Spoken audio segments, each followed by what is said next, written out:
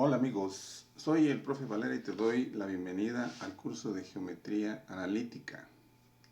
En esta ocasión, como parte introductoria al curso, te presento un tema muy interesante que con toda seguridad te ayudará a comprender el curso que estamos iniciando.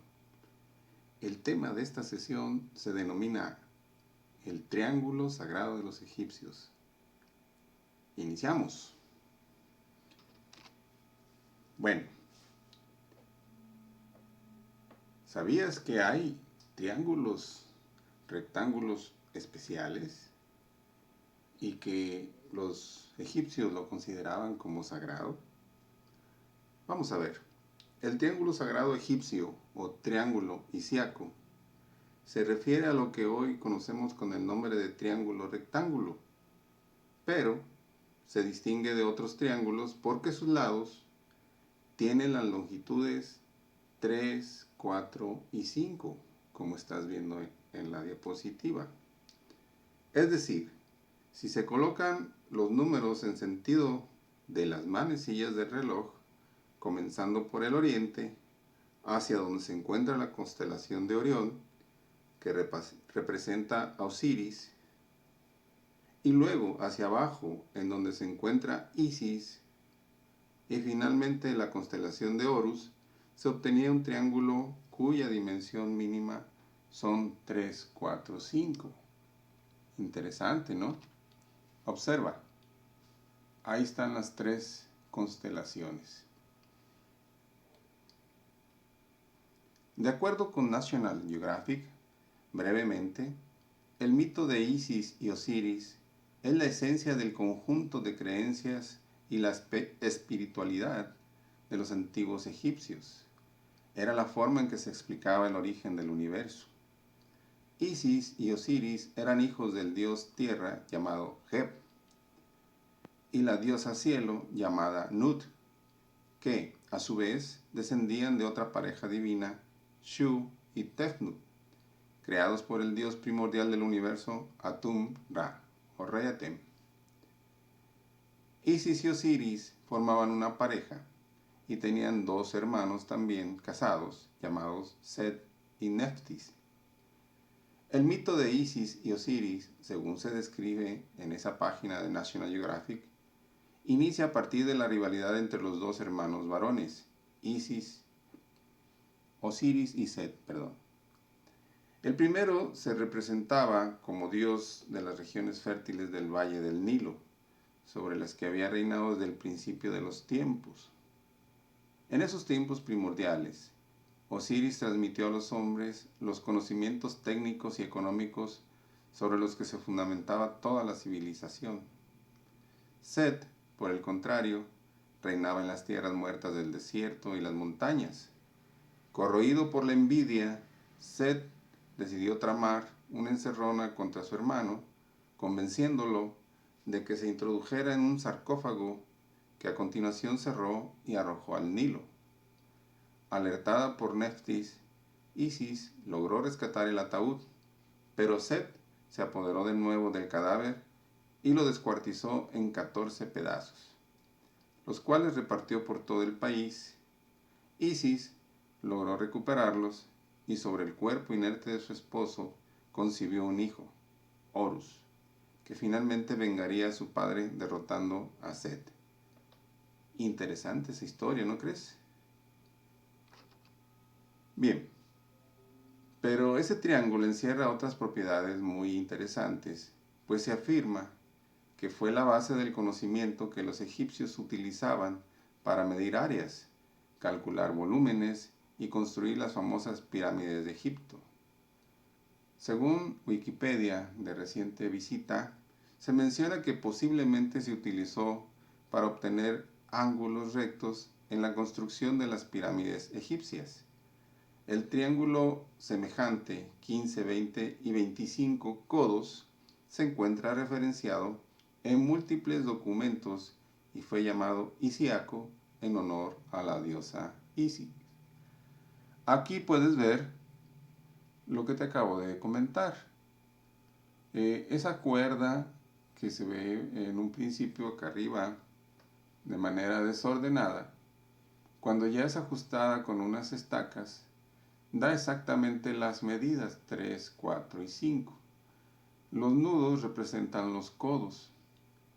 Lo que ves acá a la derecha es el códice que ilustra, el códice egipcio, que ilustra sobre una piedra, que ilustra las proporciones de los triángulos.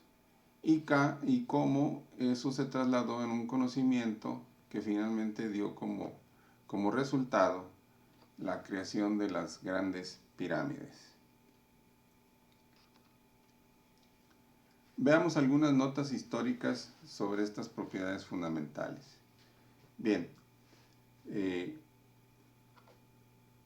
se dice que el triángulo isíaco no es exactamente una creación de los egipcios, sino que tiene como antecedentes los conocimientos de los babilonios y los hindúes, así como la escuela pitagórica. Debido a que los discípulos de Pitágoras fueron los primeros en formular distintos axiomas y postulados con relación al triángulo, con el paso del tiempo a este conocimiento se le formalizó en lo que hoy se conoce como el teorema de Pitágoras. Pero aparte del teorema de Pitágoras, hay otros 3 hechos fundamentales que son los más comentados con relación al triángulo sagrado. En la lámina de la izquierda tú puedes ver cómo se utilizaba esta medida para calcular áreas. Las áreas eran importantes, la medición de las áreas era importante porque, bueno, a partir de ese cálculo se tenía información de que la cantidad de impuestos que tenía que pagar alguien que hacía uso de las tierras enriquecidas por el Nilo. En la lámina del centro se hace un análisis de la tumba del faraón egipcio y se observa que el valor de pi ya se conocía. Bueno, es lo que se cree. Y vemos cómo esa relación de pi es exactamente el cuerpo con los brazos extendidos. A esto le llaman el número de oro porque aparece otra vez 3, 4, 5. Y observa tú que el 4 da la altura de la cabeza, del cuerpo. ¿Ok? Y el 3 viene siendo el valor resultante de restar el cuadrado del 5 al cuadrado, el cuadrado del 4 al cuadrado del 5. Y eso era precisamente el centro del cuerpo. Finalmente acá tenemos pues una demostración de cómo el teorema de Pitágoras confirma que el cuadrado de la hipotenusa es igual a la suma de los cuadrados de los catetos. Y en el caso del triángulo 3, 4, 5, pues es un cuadrado, es un triángulo perfecto.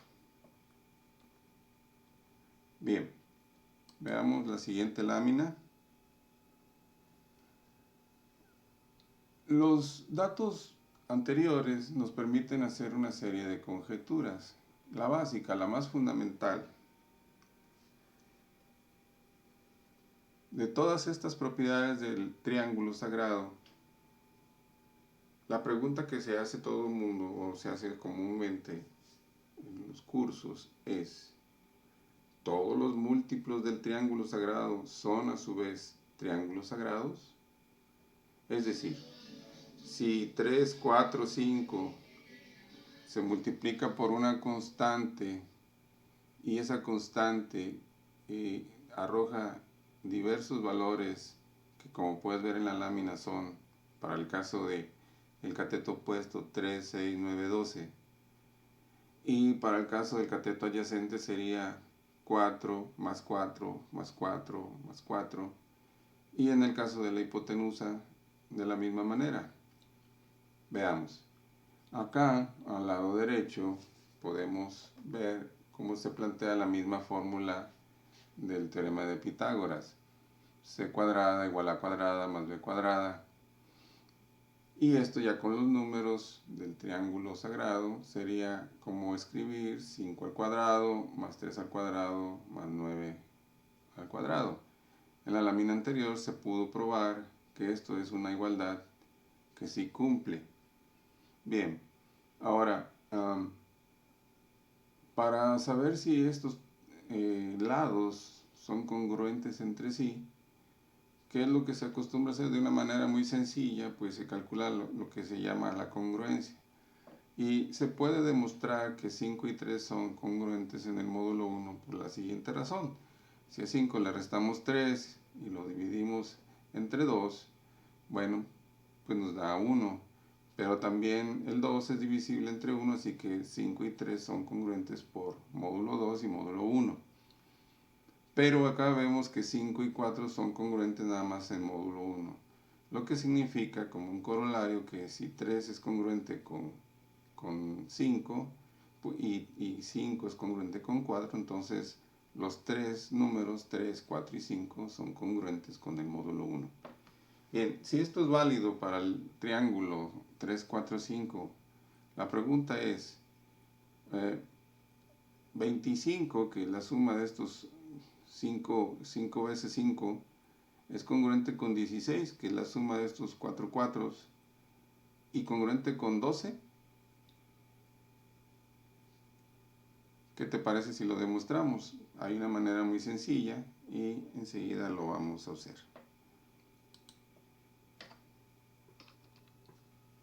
Bien, aquí tenemos una aplicación que se llama GeoGebra. Bien, GeoGebra nos permite hacer varias simulaciones y la primera de ellas es que podemos hacer crecer los lados en forma proporcional. Este botón que ves aquí abajo se llama deslizador. Entonces, si el deslizador lo colocamos hasta abajo, podemos ver aquí la información que nos da GeoGebra, en donde se multiplica 3 por 4 para calcular el cuadrado, y dividido entre 2 pues nos da el área de 6. El valor de los catetos aquí está, nos lo está mostrando, 3, 4 y 5. Y aquí está la demostración del teorema de Pitágoras. ¿Qué pasa si yo muevo K hacia un valor 2? Ahora el resultado, la hipotenusa vale 10, el cateto opuesto vale 6 y el cateto adyacente vale 8. Acá a la derecha estás viendo la misma situación. 5, 3, 4 y 1. Pero cuando moví acá igual a 2, entonces 5 por 2 son 10, 3 por 2 son 6, al cuadrado, 4 por 2 son 8. Bien. Si movemos ahora acá a 3, ¿qué pasa? Ahora tenemos como resultado 5 por 3, 15, 3 por 3, 9 y 4 por 3, 12. ¿Qué pasaría si yo muevo indefinidamente el valor de K? Bueno, pues vamos a ver que el triángulo va creciendo efectivamente y hasta donde nos alcanza aquí la pantallita, llegamos al valor de el cateto opuesto 57, adyacente 76, hipotenusa 95 y un área de 2166. Entonces vamos a responder. Si el triángulo 3, 4, 5 tiene ternas primarias, es decir, que cumplen con el requisito de la proporcionalidad y la semejanza, y al mover el botón, como lo acabamos de hacer hace un instante, cuando K valía 1, la constante de proporcionalidad, el número entero es 1. Si K lo movimos a 2, que el número entero ahora es 2, la proporción nos dio 6, 8, 10. Entonces la pregunta es, ¿qué pasará si movemos hasta el final del deslizador cuando K vale 30? Vamos a hacerlo. La figura se desborda porque ya es una figura bastante grande, pero aquí nos está informando que el cateto vale ahora 90, el cateto opuesto, el adyacente 120 y la hipotenusa 150. Si probamos esto con la calculadora, ¿crees que sea una igualdad perfecta? Bueno, para probarlo podemos hacer un poquito de aritmética, ¿qué te parece? Bueno, entonces vamos a ver. Aquí dijimos que este 1, este 2 y este 3 se repiten en estos tres lados porque es la constante de proporcionalidad, que en este caso K está representado por los números naturales 1, 2, 3 hasta n. Si reemplazamos el valor de esa constante en la igualdad, obtenemos la siguiente equivalencia. C por K, o sea, la hipotenusa por K al cuadrado, es igual a, que es el cateto opuesto por la constante al cuadrado, más B, que es el cateto adyacente por la constante al cuadrado. Para todo K, que es un elemento de los números naturales, de 1 hasta n. Si simplificamos, es decir, si elevamos al cuadrado estos términos, tendríamos aquí C cuadrada por K cuadrada, A cuadrada por K cuadrada y B cuadrada por K cuadrada.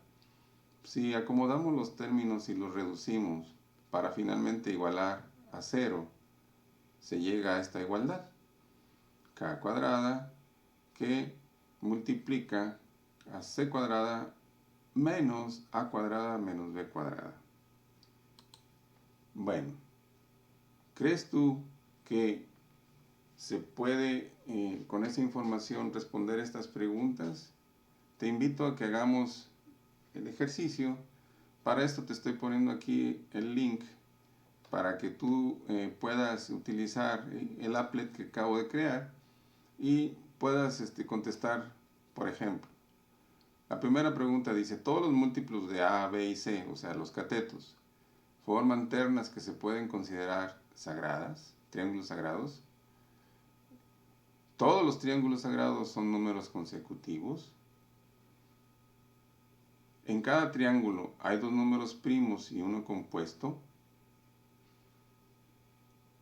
¿Es correcta la igualdad para la progresión que se plantea en la diapositiva anterior?